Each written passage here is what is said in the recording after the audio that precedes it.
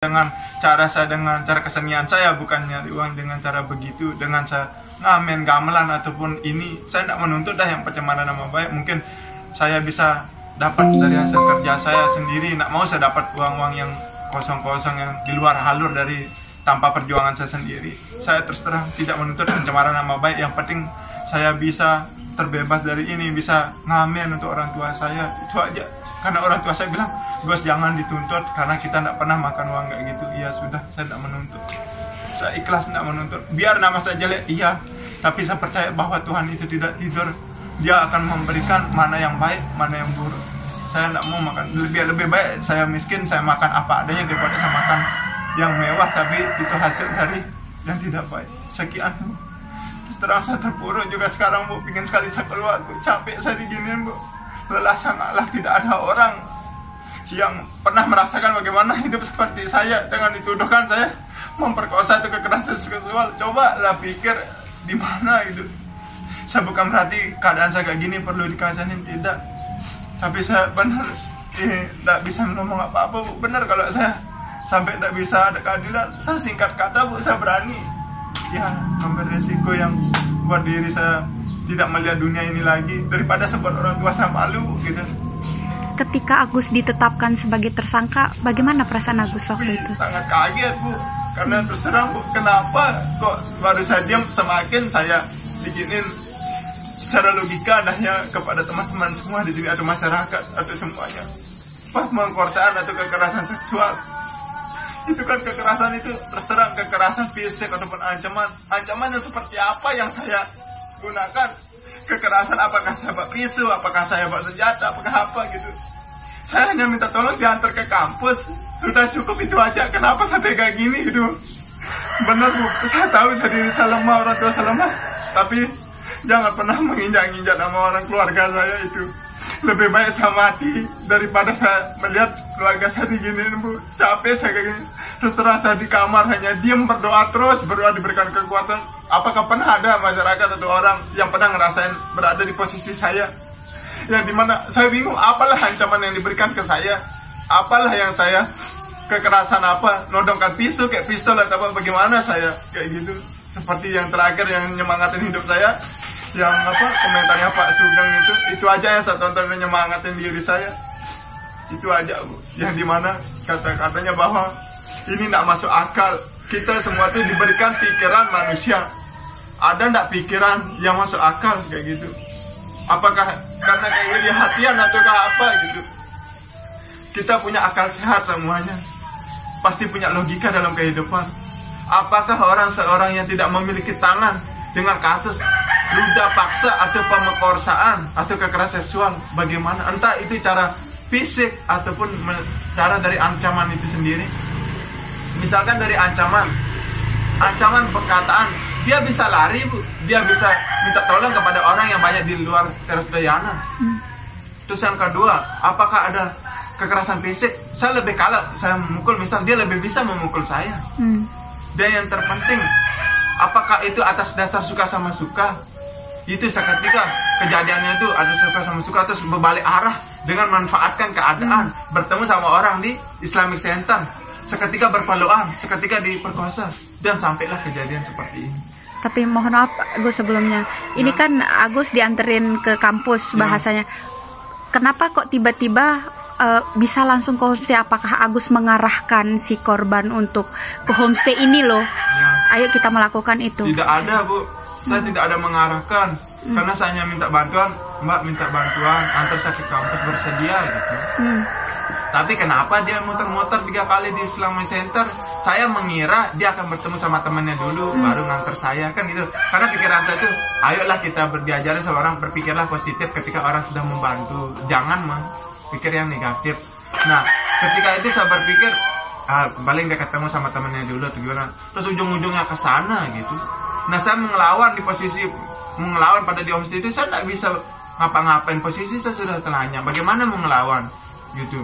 Berarti Agus juga korban ya? Korban dari si perempuan begitu? Iya gitu. Kenapa saya berani bilang korban? Karena apa? Saya dibukain Bu kecuali saya yang buka pakai kaki saya atau saya tarik atau gimana, masuk logika. Tapi saya tidak ada yang menarik, dia yang buka baju saya, dia yang buka celana saya, dan dia yang di atas saya. Kan itu atas dasar suka sama suka itu. Bagaimana?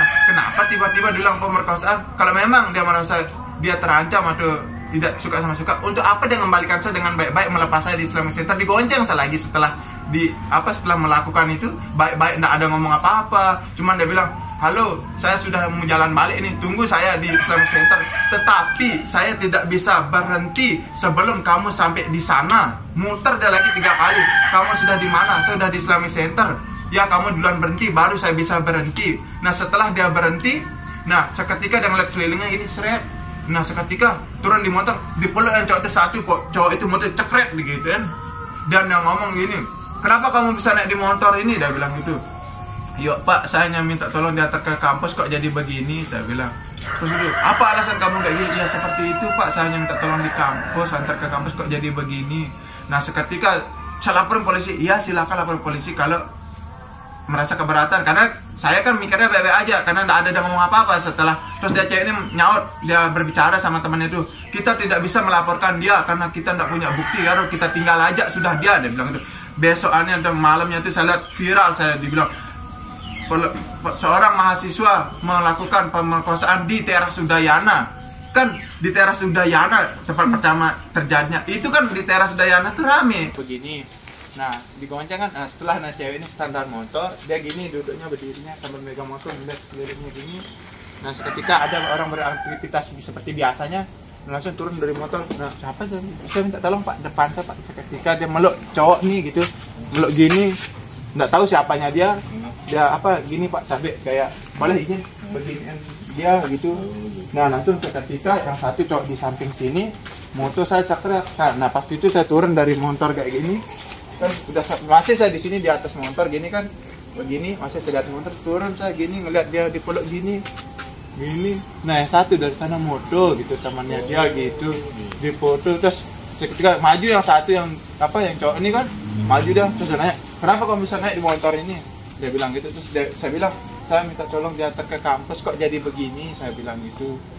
Terus saya laporin kamu nanti di polisi. Ya laporin dah, karena saya tidak ada ngapa-ngapain, karena saya baik-baik aja pulang pergi gitu.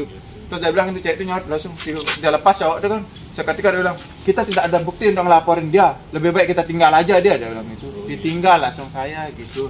Terus saya diam gitu. Terus siapa yang nganter Agus pulang? Jalan gitu. Dia dekat kan merembes ini di rata-rata ya. Bagaimana mengunci pakai gigi kan itu keras itu, bagaimana nutup? Kan dia yang buka, dia yang nutup lagi, kok saya tiba-tiba gitu. Ini Gus. Ya. Kan informasinya kan di sana tuh Agus sering nih bawa cewek ke Homestay itu bener kan? Ya. Bener nggak kalau informasi yang kami dapatkan ini Agus sering bawa cewek ke homestay? Tidak sering, itu sama pacar aja sekali gitu. Itu aja Pak gitu. Tidak ada yang lain lagi. Itu pun baik-baik aja, suka sama suka, tidak ada yang lain-lain gitu. Tapi jangan sampai baru saya pernah ke sana, seketika saya yang terjerumus membawa seorang itu ke sana gitu. Begitu Pak. Kalau dari Agus itu berapa kali? Ya? Kalau dari Agus sendiri berapa kali? Nah, kalau saya 2 kali sama yang ini sekarang ya. Gitu. Kenal Yang laporin ini? Siapa? Yang laporin ini 2 kali. Ya, enggak, ini pertama sama pacar sama ini ya. sekarang ya. Kenal dengan penjaga homestay-nya atau orang homestay-nya? Ya, dia pernah ketemu sama bapak saya, sama ibu saya ya. Nah, waktu pas Agus datang itu ya bawa cewek yang ini yang lapor ini, itu reaksi dari orang sana itu gimana? Biasa aja, karena dia yang bayar, ceweknya seketika gak ada paksaan, ada kekerasan, gak ada. Ketika biasa gak dikira pacar gitu. Jadi biasa aja karena dia yang bayar, terus dia yang masuk, jalannya santai gini, masuk gitu, santai jalan, terus dia yang tutup pintu gitu. Sikatnya begitu Pak gitu. Kan kalau memang ada paksaan pasti gini jalannya, atau ketakutan atau ragu-ragu gitu. Tapi dia biasa jalannya gini, straight, dia di jalan. Iya, saya di belakangnya nurutin gitu. Ini di belakangnya gitu. Katanya itu di bawah ancamannya Agus, kakaknya dia mau nuruti. Kabarnya Agus katanya mengetahui semacam rahasianya dia atau apa gitu yang tidak bisa diungkapkan. Itu bagaimana tanggapannya? Tidak ada, sangat mustahil itu. Orang baru kenal mau tahu sejarah orang tidak mungkin itu. Apalagi tahu mau ngasih tahu orang tuanya tidak mungkin karena baru kenal. Belum tentu saya misal kenal sama orang baru mau tahu rahasia orang, tidak mungkin, mustahil gitu. Seperti logika aja, saya baru kenal sama orang ini atau mbak atau bapak baru kenal sama orang ini, ketika bisa tahu masa lalu kamu, tidak mungkin itu saya berani pastiin tidak ada ancaman itu. Mungkin bisa dibuktiin kalau memang ada gitu, bisa dibuktiin ke cewek itu ngomong. Dan kenapa cewek itu tidak mau ngomong juga, kenapa harus suruh orang gitu. Kalau memang dia merasa dirinya diperkosa atau kekerasan seksual, kan dia bisa ngomong sendiri dengan kekuatan penuhnya dia gitu. Kenapa harus ada orang yang ngomong gitu? Dan itu pun berbeda dengan apa yang kejadian perkara itu gitu.